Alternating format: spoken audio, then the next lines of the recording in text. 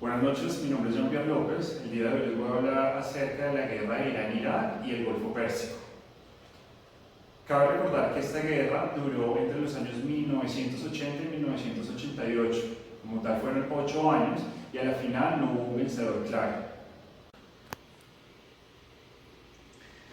Listo, compañeros. Antes de poder abordar como tal la guerra de Irán-Irak y el Golfo Pérsico, debemos de conocer un poco de esos sucesos, de esos acontecimientos previos que venían sucediendo años atrás a que se desatara como tal esta guerra. Entonces, para iniciar, vamos a hablar de cómo fue la formación de este país. Como tal, este país, sus fronteras fueron trazadas por Inglaterra y por Francia, como podemos evidenciar acá. Estos fueron los trazos, las delimitaciones que hicieron estos países tras el término de la Primera Guerra Mundial. Todo esto se da gracias a los acuerdos de Sykes-Picot. Es por eso que se da este mapa que les estoy señalando acá.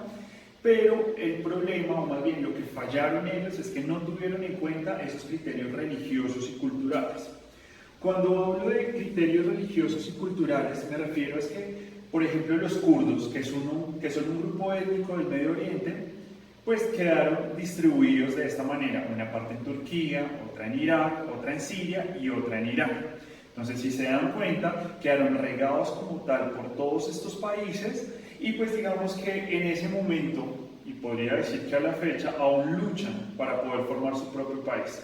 Adicional, digamos que sucedió lo mismo con una gran cantidad de población árabe sumita, lo cual quedó dividida como tal entre Siria e Irak. Y lo vamos a ver acá. Entonces, esta población, digamos que incluyó como tal 3 grupos culturales. Entonces, los árabes chiitas en el sur, los kurdos en el norte, como lo mostraba ahorita, en Turquía, en Siria, Irak e Irán, pero hacia el norte, y los árabes sunitas en el centro y en el oeste. Entonces, al saber de que este es un país muy rico en petróleo, que es Irak, y desde hace años las comunidades han querido como tal disputar ese control, como por ejemplo la lucha contra el Kirkuk, que es una provincia que es de hecho las provincias que más petróleo tiene. Ya posterior, tras la Segunda Guerra Mundial, las potencias, las que mencionaba ahorita, lo que fue Inglaterra y Francia, quien delimitó como tal geográficamente, se retiran. Después de todo esto, hacia el año 1968, se da un suceso trascendental para la historia de Irán, pues el partido Baath, al que pertenece Saddam Hussein, da un golpe de estado y toma el poder. Crea una red de seguridad que le permite eliminar esos rivales políticos con el fin de nacionalizar el petróleo.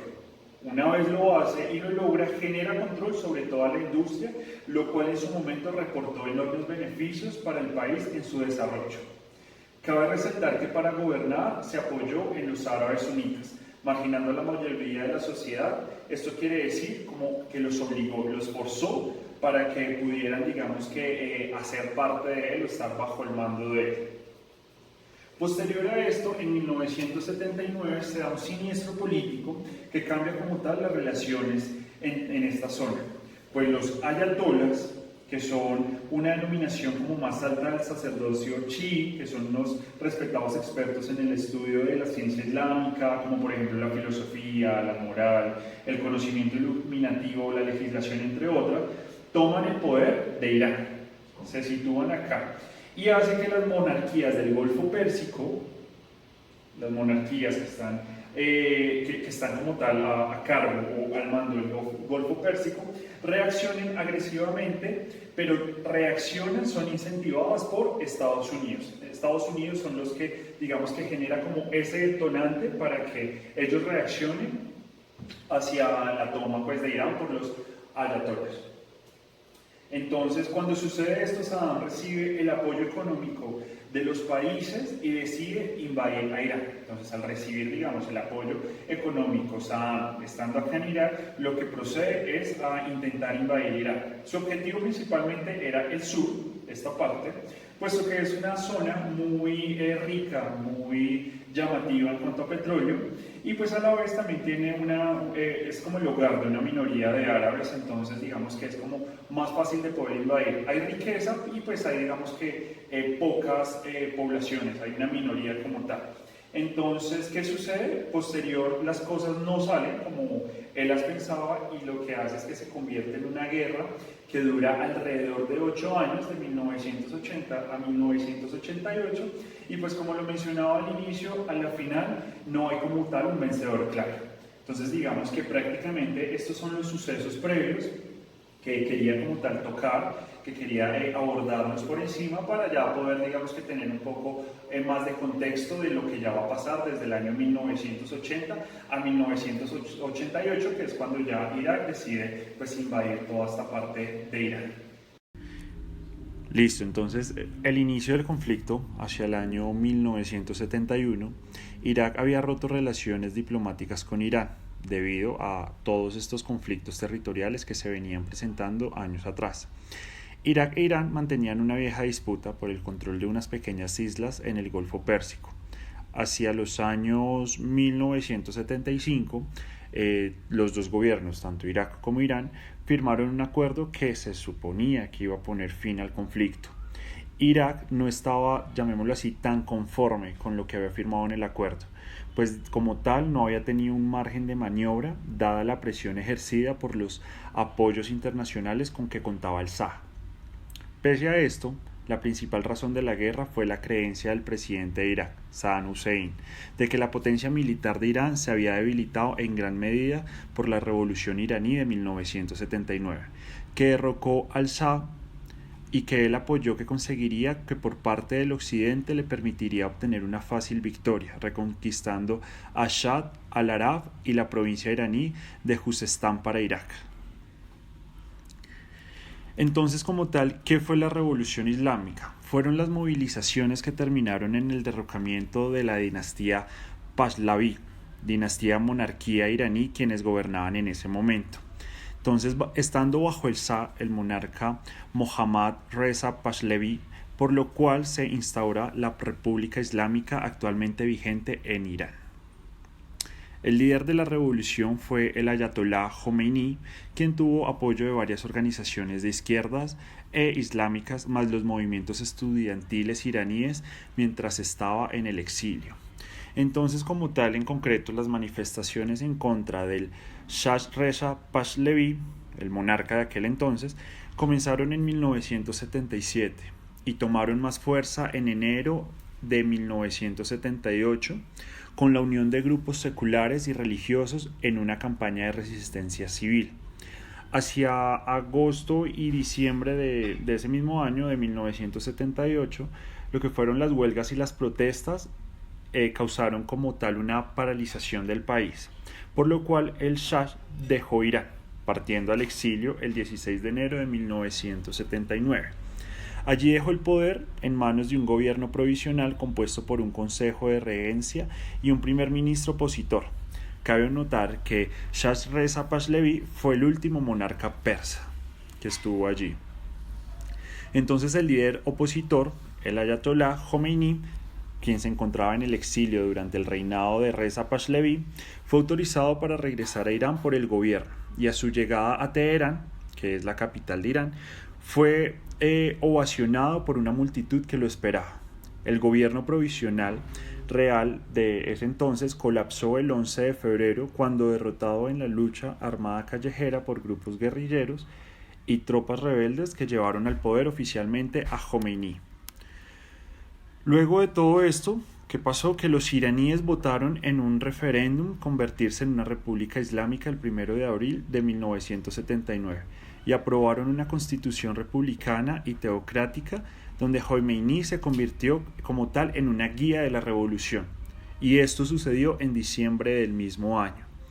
La revolución, en resumen, significó el reemplazo de una monarquía autoritaria, prooccidental, por una teocracia republicana autoritaria y antioccidental basada en el concepto de tutela de los juristas islámicos.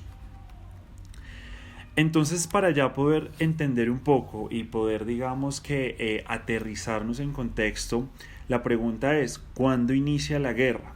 Entonces, listo, la guerra comenzó con la invasión de Irán el 22 de septiembre de 1980. Recordemos, como lo mencionaba al principio del video, es una guerra que fue de 1980 a 1988. Ya lo he mencionado en varias partes, es una guerra que duró 8 años y a la final no tuvo como tal un victorioso claro. No se ha podido definir quién fue en este momento el que ganó esta guerra. Entonces, listo. La invasión de Irán el 22 de septiembre de 1980, cuando las fuerzas iraquíes, compuestas por alrededor de 190.000 a 200.000 hombres, entre eso también habían 2.200 tanques y 450 aviones, atacan la provincia de Juzestán, que como tal se encuentra ubicada al sudeste de Irán, en la operación denominada Kaman 99. La provincia de Juzestán, rica en petróleo, era el hogar de 3 millones de árabes. Recordemos que es una guerra que empieza netamente por querer tener el control, por querer tener el poder y el mando ante esta riqueza que como tal es el petróleo. Entonces, la operación, se denominó Kaman 99. La provincia, pues al ser muy rica en petróleo, era como tal hogar de 3 millones de árabes. Hussein esperaba su apoyo, pero esto no sucedió. Y aunque las fuerzas iraquíes obtuvieron éxito al principio, Saddam detuvo a sus tropas, lo que dio tiempo a Irán a reorganizar sus fuerzas, planear y lanzarse en contraataque. En ese momento, el gobierno iraní llamó a los jóvenes de su país a acudir al frente como voluntarios. Alrededor de 100.000 soldados y 200.000 milicianos se presentaron en poco tiempo, por lo cual la guerra de poca duración que esperaban los iraquíes se convirtió en una guerra de desgaste en un frente de aproximadamente 300 kilómetros. Entonces, hacia 1982, las tropas iraquíes ya habían sido expulsadas de la mayor parte de Irán, que rechazó la posibilidad de comenzar un proceso de paz y continuó una guerra que pensaban que podrían ganar. Entonces, ¿qué sucede hacia 1982 y 1987? Entonces, hacia estos años, o más bien en este rango de tiempo, las fuerzas iraníes organizaron la ofensiva a lo largo de la frontera, fundamentalmente en el sur, donde el principal objetivo era la conquista de Al-Bará, a la vez que cortar la carretera que une Bagdad con Basora. Los ataques iraníes sobre las posiciones atrincheradas iraquíes recordaron las tácticas de desgaste de la Primera Guerra Mundial. Entonces, Irán comenzó a usar numerosa infantería pobremente armada. En este tipo de guerra tenía ventaja sobre su enemigo, pues entonces Irán tenía 38 millones de habitantes e Irak 13 millones. Los iraquíes compensaron su inferioridad numérica con el uso de armas químicas. Se tuvieron como tal que reingeniar en ese momento. Entonces, hacia 1983 y 1988, años de constantes ofensas iraníes contra Basora, murieron aproximadamente 60.000 personas. Digamos que como tal los años más decisivos fueron entre 1985 a 1986. ¿Qué pasó? Que con la ayuda de grandes donaciones y préstamos de los estados árabes de la región del Golfo Pérsico, sobre todo Arabia Saudita, y el suministro de armamento entre otros de la Unión Soviética, Estados Unidos, que juega un papel muy importante, y Francia, Irak resistió en tierra, mientras que su fuerza aérea atacaba ciudades iraníes e instalaciones petrolíferas en el Golfo Pérsico. Irán entonces tomó represalias contra los estados que apoyaban a Irak, mientras Saddam Hussein buscaba implicar a otros países en el conflicto. Digámoslo así, necesitaba como buscar más alianzas para poder tener más poder. Entonces, en 1987, Estados Unidos y otras potencias asumieron la responsabilidad de proteger el tránsito de buques petroleros en el Golfo Pérsico. Allí Irak recibió apoyo técnico y armas de Estados Unidos. Sus armas químicas fueron producidas con materiales de doble uso otorgados por Estados Unidos y algunas compañías alemanas. Se calcula que 50.000 soldados iraníes murieron a lo largo del conflicto debido a estas armas químicas que, como lo mencionaba, fueron como tal otorgadas y suministradas gran parte, podría decir que en su mayoría, por Estados Unidos. Ya una minoría fueron como tal aportadas por minorías de compañías alemanas. Entonces ya para el cese al fuego hacia 1988, Irán continuaba la guerra, pero las fuerzas iraquíes lanzaron una serie de ofensivas exitosas que en julio de ese mismo año, Irán e Irak, al ver que no podían vencer en el conflicto, se vieron empujados a aceptar en ese entonces la resolución 598 adoptada por el Consejo de Seguridad de la ONU el 20 de julio de 1987, en la cual se exigió un alto al fuego a ambas partes. El Consejo de Seguridad ya había solicitado al secretario general el envío de un grupo de observadores para supervisar el cese del fuego y la retirada de fuerzas. Finalmente se llegó a la paz el 20 de agosto de 1988, sobre la base del mantenimiento de la situación territorial anterior al enfrentamiento bélico. Se calcula que la guerra se saldó con 1 millón de muertos, el 60% de ellos eran iraníes, y casi 2 millones de heridos, además de enormes gastos materiales que dejaron la economía de ambos combatientes en una situación muy precaria. Para ya tocar un poco la guerra del Golfo Pérsico, ya la invasión de Irak a Kuwait estaba principalmente relacionada con el petróleo, como lo hemos visto en el desarrollo de esta exposición, con la guerra de Irán-Irak, que también era una guerra por el petróleo, era una guerra por el poder y por el control. Entonces, la guerra del Golfo Pérsico inicia de la misma manera. Cuando estuvo como tal relacionada la invasión de Irak a Kuwait, alrededor de 1980, que ambos países tuvieron disputas donde Irak afirmaba que Kuwait había estado robándole petróleo del yacimiento ubicado en Rumailak, que estaba situado digamos que este yacimiento en ambos territorios. Irak pues dependía del valor del combustible para pagar su deuda externa contraída en la guerra contra Irán, deuda que sumaba aproximadamente los 40.000 millones de dólares con intereses de 3.000 millones por año. Se veía afectado por la superproducción de Kuwait y otros países del Golfo, que mantenían un precio bajo del insumo. Hacia la madrugada del 2 de agosto de 1990, Saddam Hussein lanza un ataque por sorpresa y las tropas de Irak cruzan la frontera terrestre de Kuwait, en una operación que había sido preparada en secreto y que pese a las amenazas tomó a las fuerzas kuwaitíes totalmente desprevenidas. Cerca de 90.000 soldados entran en Kuwait por tierra, mar y aire. Las tropas avanzaron desde el norte hasta llegar a los alrededores de la ciudad de Kuwait, donde tuvo lugar la batalla de los puentes, al tiempo que varios helicópteros atacaron posiciones por todo el país, bombardeando bases aéreas y varios puntos estratégicos. Finalmente, el palacio fue asaltado e incendiado y el jeque asesinado. Se capturó el puerto de Al-Ahmadi, por donde sale el 80% del petróleo kuwaití. Esta invasión fue condenada internacionalmente. El Consejo de Seguridad de la ONU promulgó el mismo día la segunda resolución 660, en la que ordenaba a Irak a retirarse de Kuwait y volver inmediatamente a la situación anterior a la invasión. Ya el 4 de agosto se constituyó el gobierno provisional de Kuwait. El 7 se constituye la República de Kuwait, al frente de la cual se sitúa Alaa Hussein Ali. Un día después, Saddam Hussein decreta una fusión entre las repúblicas de Irak y Kuwait. La fusión es rechazada por la comunidad internacional, que temía invasiones a otros países. El 28 de agosto, Irak absorbe definitivamente el territorio ocupado, creando la gobernación de Kuwait, una provincia iraquí más, al frente de la cual puso como gobernador a su primo Ali el Químico. Entonces, el nuevo estatus internacional generó una condena unánime de todos los líderes mundiales: George Bush, de Estados Unidos, Mikhail Gorbachev, de Rusia, Margaret Thatcher, del Reino Unido, y Francois, de Francia, entre otros, exigieron públicamente y sin éxito una marcha atrás que no se produjo.